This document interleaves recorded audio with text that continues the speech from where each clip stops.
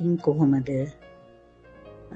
මම හිතුවා මගේ කාලයෙන් පුංචි කොටසක් අරගෙන යමක් කරන්න ඕනි සමාජයට කියලා. ඒ සඳහා මම හිතුවා මට YouTube නාලිකාවක් හදාගන්න ඕනි කියලා. අද මම හිතුවා ඒක හදාගන්න. ඉතින් අද මගේ YouTube නාලිකාවේ නම තමයි ආදරය. මම හිතුවා මේ ආදරය කියන දේත් එක්ක දේවල් කතා කරන්න ඕනේ කියලා.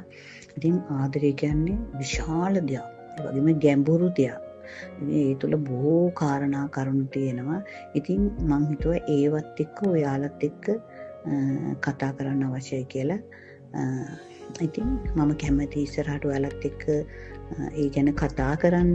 ඔයාලා කැමති නම් මගේ නාලිකාව සබ්ස්ක්‍රයිබ් කරලා කමෙන්ට් දාලා ඉස්සරහට මාත් එක්ක යමු.